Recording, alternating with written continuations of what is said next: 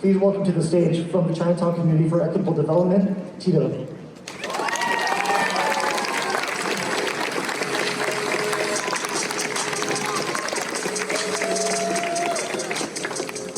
I'm pretty small, so does it work? Yeah, okay. Good afternoon, everyone. I'm Tito. I use she, her pronouns. I'm a volunteer organizer with Chinatown Community for Equitable Development, also known as CCD. We are an all-volunteer, multi-generational, multi-ethnic, grassroots organization building power for community control in Chinatown. I want to acknowledge that folks coming here today are coming here with a lot of feelings. Grief is a different process for everyone. There's shock and pain, anger, sadness, perhaps guilt. Today we process and make space for all of those feelings. Hopefully the combined efforts of all of today's speakers will move us through the hopelessness of grief into power. On behalf of CCBD, among our offerings to you is frankly anger. Anger at the societal problems surrounding these racist incidents. Because of the work and the relationships that CCBD is grounded in, our understanding of the violence our communities face is broad. We invite everyone to join us in thinking broadly about the systems we live in, how the systems devalue the lives and dignity of our people, how the system makes these attacks and so much more violence possible, and how it does not have to be this way. So today, we're here in community together to build. We are building on the long tradition of the Asian American revolutionary movement. If we take a look at our collective history, we know that hate is nothing new. Don't get me wrong, these attacks are tragic. Hate crime incidents against Asian Americans are increasing exponentially, but it is not unprecedented. It's not. Because hate is just white supremacy. And white supremacy has been around ever since white people stole indigenous lands, when they forcibly enslaved black folks, the Chinese Exclusion Act, Japanese incarceration, the legalized Islamophobia after 9/11. So this is not just about hate. This is about the structural violence that white supremacy inflicts upon our communities. So this is a political moment for how the Asian American community will respond to white supremacy. And we are here to say, we will not be silent. We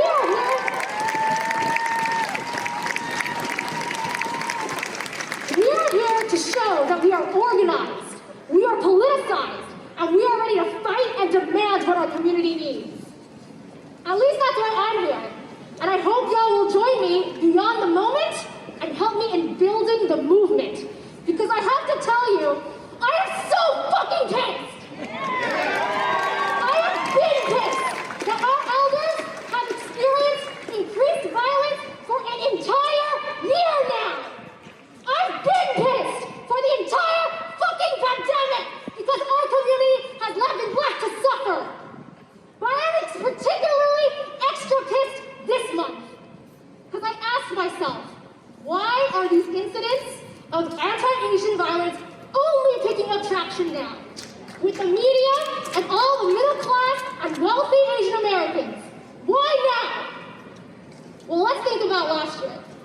During the pandemic, the movement to defund and abolish the police, which CCBD supports, gained more grounds. So I wonder why the media is highlighting these incidents now. Why is it bigger news if the perpetrator is black? I ask you to reflect upon our community's anti-blackness. I ask you to think hard about whether we are truly anti-racist if we make this only about anti-Asian violence.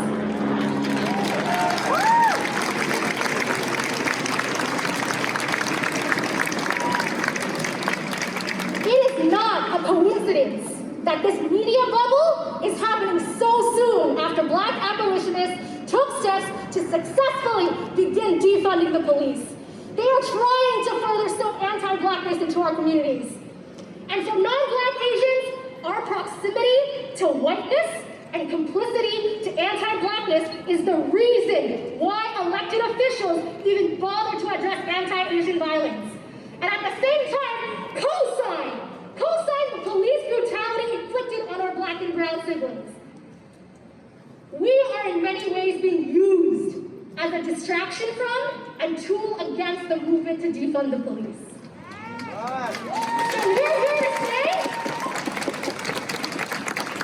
So we're here to say, hell no. We refuse to be the wedge. We are not your model minority. The harm against our elders will not be used as a tool to advocate for more harm against our Black and brown siblings. We are here to tell the world, don't you fucking dare use our community tragedies to fund the police.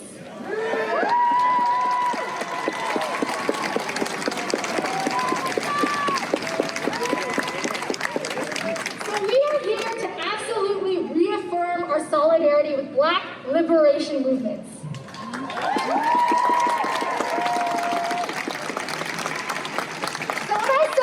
We are here to build. First, we are building upon the past, upon our history of fighting the violence of white supremacy in this country, in solidarity with our indigenous Black and brown communities.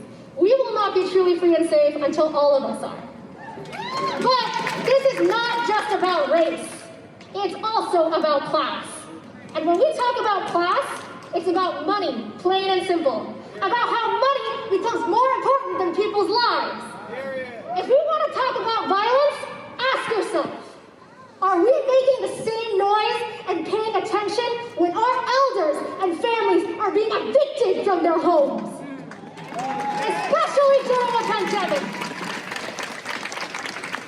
Isn't it community violence when Chinatown's multilingual hospital closes?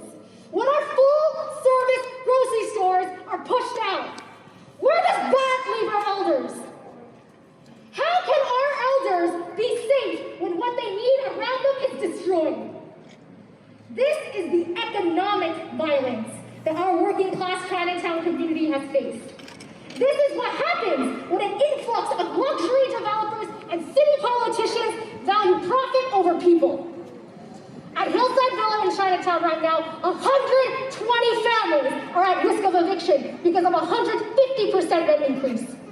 At 920 Everett, 5 families are fighting off greedy landlord Victoria Vu, who wants to collect $15,000 of back rent during the pandemic. At 651 Broadway, another slumlord, who is also Asian, constantly harasses his tenants and refuses to improve the dire conditions of the building. Meanwhile, the publicly funded private security force in Chinatown, run by the developers and landlords of the Business Improvement District, do things like drive out our local Urdu musician, harass our elder street vendors, and our houseless community members. This is gentrification. And it's not just white people, it's rich Asians inflicting this violence. Gentrification is killing our people and our communities, and I'm not being metaphorical.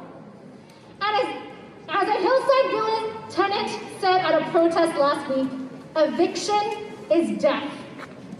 Gentrification is the influx of middle-class amenities and people at the expense of working-class community.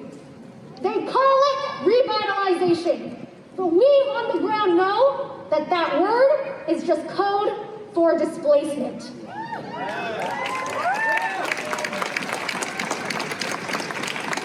In Chinatown, Los Angeles, gentrifiers and luxury developers say that shit all the time. They adopt this narrative that we are just trying to make things better. But what they mean is the erasure of our vibrant community because it doesn't fit their aesthetic or profit margins. They don't see the heart of what makes the Chinatown community what it is. And what is Chinatown? Chinatown is a working class ethnic community with people who know and look out for one another. How can you have a Chinatown without its working class immigrants? Without our elders? And economic violence, who protects our working class people? It's not the police. They're the ones helping the landlords evict our elders. Did you know the LAPD police budget, right? The LAPD budget is $3 billion.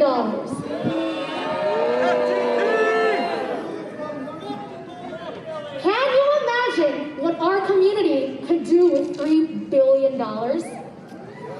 Right now, the city could just use their eminent domain powers to buy Hillside Villa and preserve affordable housing for 120 families. That money, it could be used for public health. We are in a pandemic. 22,000 people died, but these deaths were preventable. Absolutely preventable. The city let us die, even though they have the money and the power to make sure we are cared for. All of the working class ethnic communities are intentionally neglected and underfunded by the city, the county, the state, this entire country. This is how structural violence leads to physical violence. Because how can our communities be safe if people in power actively withhold the resources our communities need? How can we be safe if politicians collude with interests that see people like our elders as undesirable? How can we be safe if there is more money in selling out our communities than nurturing them? $3 billion for policing to protect wealth and property rather than housing its needs. The state doesn't give a damn about us. And guess what? We do. We keep us safe. Even when shit gets worse, because it will get worse. We are not done dealing with the pandemic, with the economic fallout of this pandemic, or climate change. Which means communities of color will continue to be scapegoated. They will try and find ways to divide us. But our best defense is our solidarity, our collective power. We must be in solidarity with our Black siblings and learn from their history of abolitionist organizing.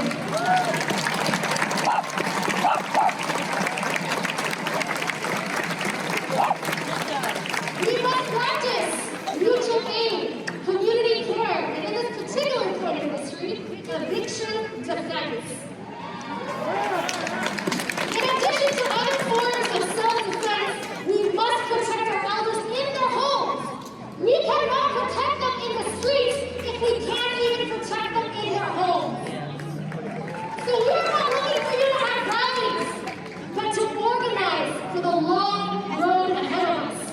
And organizing is just relationship building. We ask that you organize your neighbors, your friends, to have a vulnerable conversation with them about implicit biases, about how we have contributed to anti-Blackness. Organize your neighbors, your friends for direct action, to stop eviction, to stop deportation, to empty the detention centers, the prisons. Sorry, I'm just grabbing some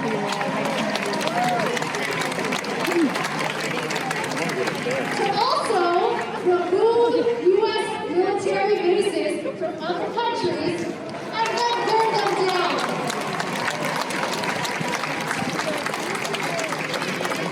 Organize to nurture the land and then return it to indigenous lands. We must build a grassroots, intersectional, working class movement for our collective liberation. So as you listen to the rest of today's speakers and their stories, remember that these are the histories of our survival, but it's up to us to not just keep surviving, but organize together and thrive. We build on our radical histories, draw strength from our roots to envision and create new futures. We will build a world grounded in abolition, a world that divests from police and invests into our communities with resources like housing, healthcare, and food.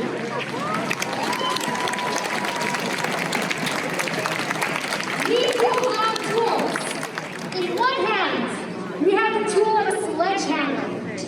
dismantle and abolish the police. And in the other hand, we have the seeds of care. So let's do this together. Thank you.